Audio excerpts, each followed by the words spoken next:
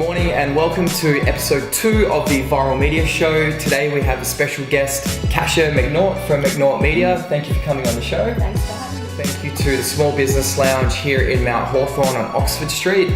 Check them out on social media for bookkeeping, business plans, business mentoring. The list goes on. These guys are incredible and we'd like to say a huge thank you for allowing us into their space again.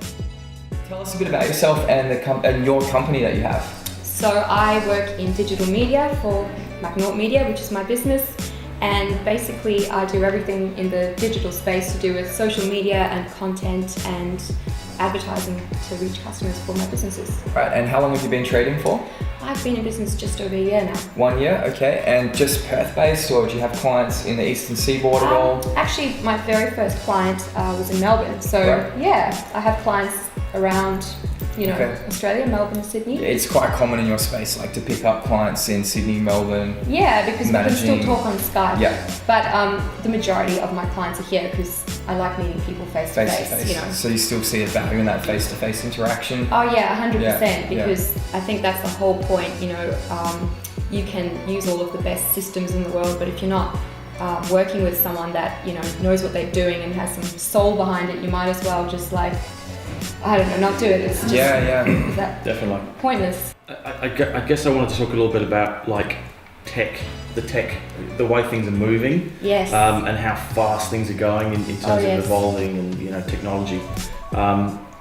Is there it seems to me that what we do today may well be redundant tomorrow in terms of platforms and media channels. Mm-hmm. How do you keep on top of all that stuff? How do you keep up with the changing technology? Seems to be happening literally overnight. Yeah, you're right. Well, I try to read as many articles as I can, so I subscribe to all the digital marketing blogs and social media blogs. What's your 2 favorite? I like Social Media Examiner. Social Media Examiner?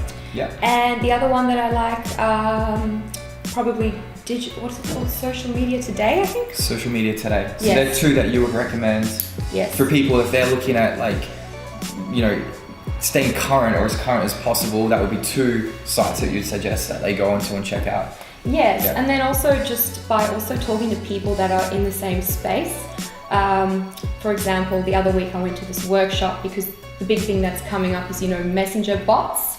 So basically, these artificial intelligence things that are going to talk to people through Facebook Messenger, and it's pretty cool. So sounds scary. Yeah, it is. So I try to. I've heard snippets about these on a podcast. Can you maybe tell our audience a bit more detail about what messenger bots are? Because I am actually quite unfamiliar with them. I don't know much about them at all. Yeah, well, in America, people have been using them a lot more than we have here so far. Yeah. And I'm in the process of actually building one myself. But so how I look at it is this way, is how I understand it. For example, email these days has a very low open rate because I know so many people who have an email account and literally don't check anymore because it just gets spammed, So messenger bots, what they do is it's a way of talking to people through Facebook Messenger, but they have to actually opt in to choose to converse. Yeah.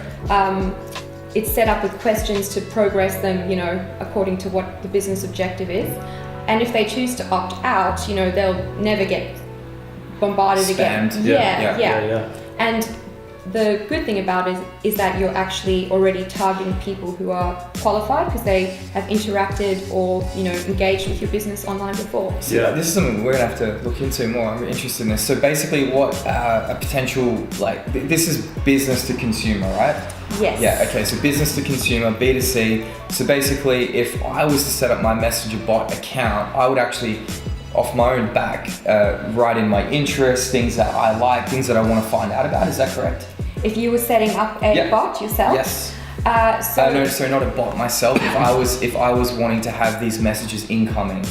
So if I'm a consumer and I just wanted to have these messages or this information incoming, what do I need to do to? Oh, okay. I see what you're saying. It's kind of more the other way around. Okay, so it's businesses. Yes. Pushing out their content. Okay. Yeah. So for example, if you've visited a Facebook page about a certain topic or business that you're Right. interested in, Yeah. you'll maybe then get a follow-up message through your inbox, through Messenger, saying, hey, thanks for visiting our page. Would you Sure. like to find out more about our next upcoming product or course, Yeah. So I haven't got one of these messages. No. I will send you and show you an example. I've got an example See, on my this phone. is so cool. I've heard about these, but I've not had any interaction like that from Facebook. There's a workshop coming up Alright. actually in a few weeks, so I'll send you the details. Okay. Yeah. I'm interested to know on that, because obviously the concept for me is that people do business with people, Yes. and it seems to me that's very robotic and like automated, generic questions and answers coming back to you. Agreed. Do you feel like it's something that's? I mean, has it been proven? Is it working well in the States? Do you think it's going to take off here as well? I think it will. I agree with what you're saying, but I think the philosophy of it is that it's supposed to replace the more mundane sort of tasks that people would have to do. So, for example, if you're ordering from an online food business, right? Instead of getting an email saying, would you like to see our new menu? Would you like to update your order? It's just a way of sort of getting the manual work done that doesn't need human intelligence, so to speak. Yeah. Okay. So yes, I think it will. The open rates apparently are like 80% plus compared to email. So Got it. yeah, I think it's good for some things, but you're totally right. People want to deal with people. Yeah. So Okay. So it's maybe kind of more at the top end of the funnel, bringing clients in, and then once you get to a certain point, you kind of add your own nuance and that kind of stuff. You can then start talking to people. yes. Correct? Yes, Yeah, I think right. so. Yeah, I Interesting. agree. I mean, who knows what it will evolve into one day, Yeah. But for now, I think that's Yeah. So something I'd like to talk about is maybe the difference between potentially like marketing, old traditional marketing, where we're pushing products out into the world, Yes. and the concept of media, a personal media brand, for example, Yes. on platforms like Facebook. How does that work in such a busy space? Like, how do you get your personal brand to stand out? So it's a very good question, and you're totally right in terms of everybody used to be pushing products, and everybody is so sick of being sold to now. Like we have very short attention spans, and we're bombarded with marketing all the time. So to answer your question, I think it's really about being authentic and actually providing content. Mainly video is awesome, but even if it's blog articles or opinions that you're sharing that are actually original and have some value for people. So it's not just about, what can I get from them, but what can they, gain from engaging with me. And then the other way is also by making sure you're targeting the right people. So you can be clever with that, and especially, with Facebook, you can target people by their suburb and their interests and all of these things. So I think it's about knowing who you are, why you're doing what you're doing, and who you want to reach, and then coming up with the right plan and just being authentic and not, trying to do the same as everyone else. Is that something that you would be involved with your client? Like to reverse engineer it, you said like coming up with the right plan. Yes, yes. Walk us through that process. Like when you go to meet a client for the very first time, what's the first steps? So I sit down with them, I ask them as many questions as I can just to understand their business, to find out what they've done before, what's worked, what hasn't worked, and then from there I will also research before I meet them, but that's really the valuable thing, and then I'll come up with some strategy and suggestions depending on what they want to achieve, what the time frame is, what their budget is. So yeah. Here's a question for you. When you say you research your clients, what's the first platform, or how would you search them? What's the first thing you would do to search for that person or that business? So usually check out their website if they've got one. Sometimes website's still number one. Yep. Yeah, Yep. I mean sometimes I see people and they need a website, so they may not. So I may look at their Facebook page, or it just depends. Instagram, I don't know. I stalk them everywhere. LinkedIn. Yeah. Stalking's okay now, right? Stalking's fine now. Yeah, as long as you Social don't media get caught and it's not like creepy because it's like an ad. Got it. Yes. Got it. Because it's obviously it's your business card right now, like it's your resume. Yes. Your Facebook, your LinkedIn, all that kind Exactly. of You stuff. have to be careful what you put on there. Yeah. What are your thoughts on obviously most people I would imagine want to do kind of long form stuff like blogs and content that they want to really give some in-depth stuff. Yes. To get attention, obviously the whole idea is to create some engagement through the short form stuff like the visuals and pictures and links to blogs and stuff like that, right? Exactly, like infographics or even videos that are related to the blogs. Yeah. So people have really short attention spans. That's why I think video gets 117 times more engagement than any other type of content online. But with regards to the blog content and the articles, they're very valuable, especially if you're reaching people who are actually interested in what you're saying, and also for your website for SEO, because Google loves rewarding good content. So if you're providing stuff that's relevant and useful, your ranking will improve. Sure. But I think to get people's attention in the first place, you need to use visuals, you need to use video, you need to use clever headlines and just grab them, and then from there perhaps direct them to your website to read more. Yeah. It's a common theme, isn't it? It's like you got to captivate and sort of collect people and interest, and then it's a matter of like farming them and keeping them involved by giving them more substance along the way. Exactly, and even remarketing to them, which you can do on Facebook and through the web as well. So I think the really exciting bit is the fact that you can literally grow a brand, a personal brand, small business, medium business, without an unlimited budget or like a global audience. What used to be for the big marketing companies 10, 20 years ago, like you can do that now as a person. I mean, and that on that, do you feel that you can grow at the same rate with obviously there's a lot of advertising, boosting ads now on Facebook. Can you grow at the same rate with a smaller budget based on the fact that you're giving good content? I think that if you have a good strategy and you have quality content and you are clever with who you're targeting and what you're trying to put out there, you can, depending totally on the business. I mean, of course, it'll be impossible to compete with multinational companies that have unlimited budgets to be at the top of Google for AdWords, for example. But in terms of actually like getting your content out to people who are really the ones you want to target and getting a real following, like quality following, I think you can. Yeah. And moving on from that, Facebook obviously at the moment seems to be the number one platform, and I would imagine I think it depends on the business that you've got. That's actually really interesting, because I was going to open that up. Some research I've been doing lately, like Facebook definitely is strong, and I think for like on the whole you could say that it's the number one platform. But I think it also depends. Oh, I'd love to hear your thoughts as well. Yeah, on the business. And like, what you're trying to achieve, or who you're trying to reach as well. Yeah, so in terms of, for example, advertising, the targeting options on Facebook are fantastic, and Facebook and Instagram are now, aligned because they're both owned by Facebook, and you can target people across both. And it's a bit scary how much they know about their users, everything, their interests, what they're talking about. It's crazy. So that's good for advertising because you can target people who are already interested in what you're looking to promote. So let's take one of your businesses from any industry, it doesn't matter.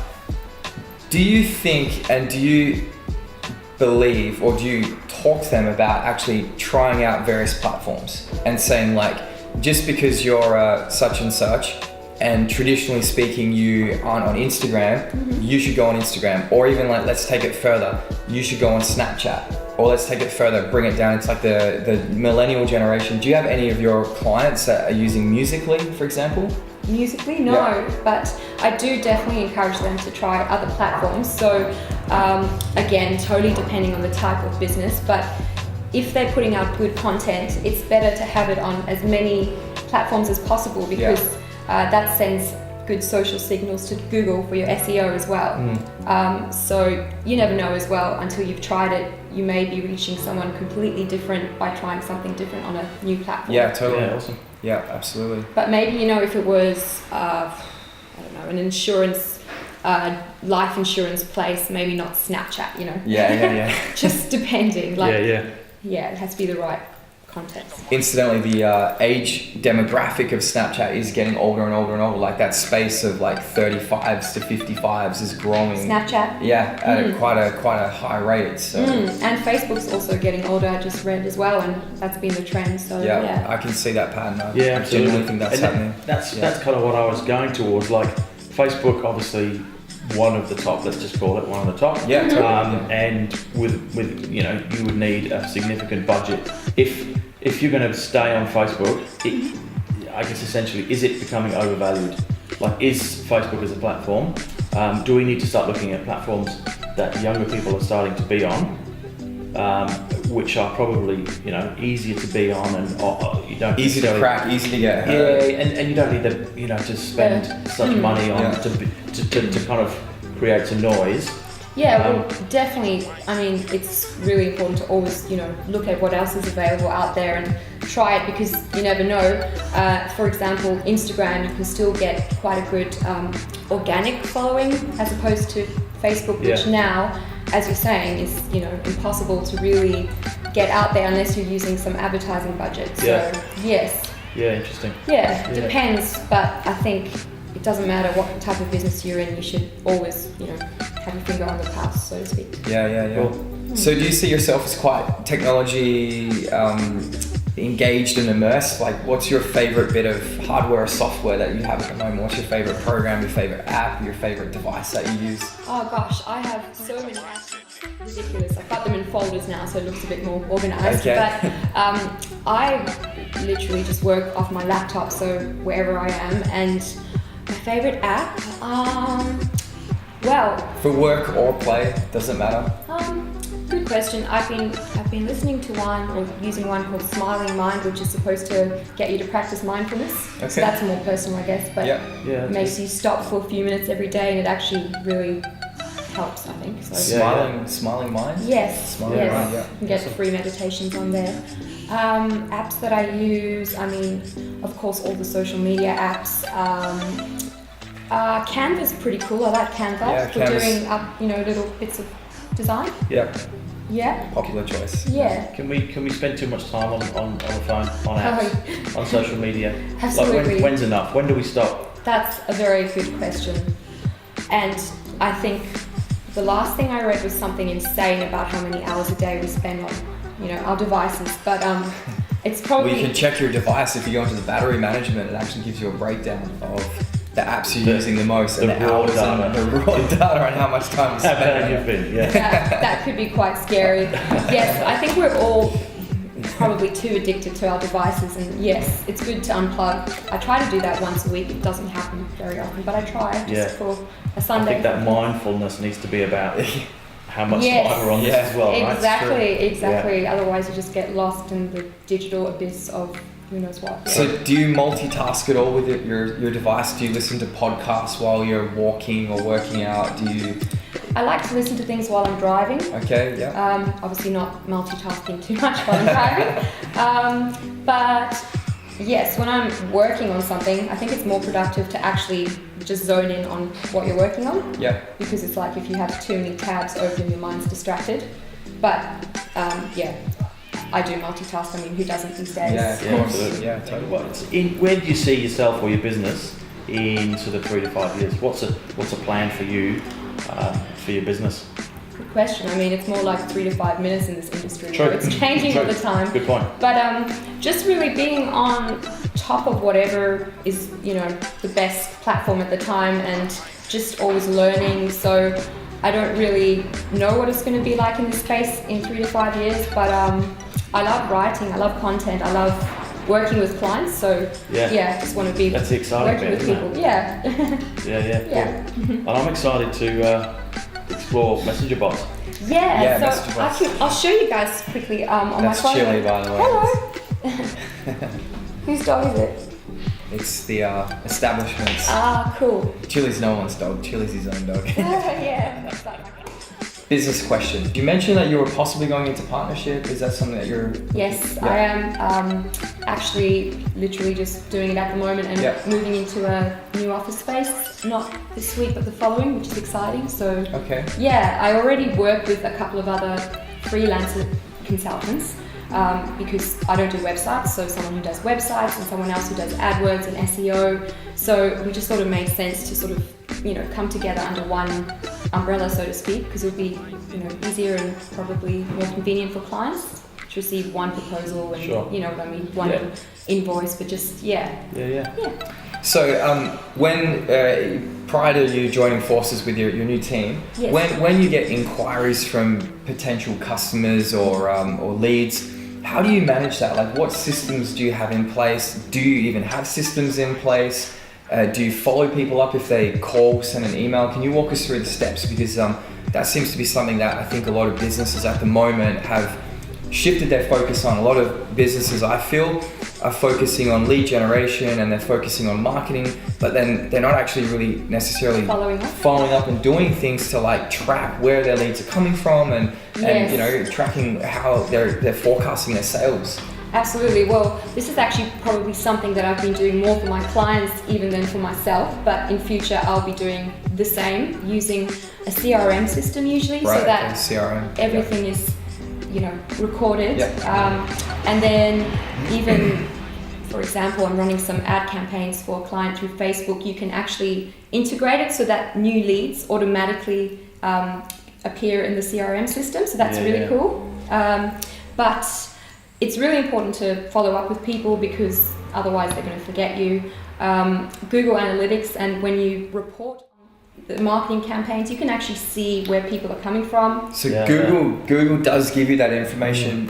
Facebook, for example, or Facebook Instagram. ad reporting, yes, and Instagram. So yeah, if you're working with someone who's looking after your marketing, they should be giving you reports, perhaps monthly, just showing you, you know, where the leads are coming from and what people are responding to, and so you can adjust your spending accordingly. Exactly. Yeah, and you can. It's really cool. You can even, you know, look into, break it down into demographics and all of that sort of thing as well. So that's a good thing about the online space. Even though it's like online and people might be a bit afraid of it, it's actually very consistent in terms of how you can track it and see where your budget's going and how it's working. Awesome. That's good advice. Good to know. Yeah. And it's affordable for a small one-person operation, yes? Absolutely. I mean, as long as you set up your Google Analytics, that information is free. It's for you to use. Facebook, of course, you need to have an advertising budget to be able to also get the reporting, but you're not paying for that insight. You know, it's part of what you're doing, so it's very valuable. Yep. And CRM systems are sometimes free now, like HubSpot CRM, I think you can get. Okay. So have a plan and measure the outcome. And obviously keep assessing, keep reassessing as you move forward. And that's the main thing, like have a plan, whether you're working to a 3 or a 6 month plan. There's no point of doing something randomly here and there without a strategy because you're not going to get anywhere, you know? Sure. So that's it, really, have a plan and just follow up with people and make sure they remember Follow up. And that concludes our second episode of the Viral Media Show. A huge thank you to our sponsors, the Small Business Lounge. Check out their website at thesmallbusinesslounge.com.au. Huge thank you to Kasha McNaught from McNaught Media for coming on our show and providing you, our audience, with valuable tips, insights, and content to help your business grow and flourish. Stay tuned for episode 3. Thank you for your ear. Thank you for watching. Please like and share. It's a mindset thing.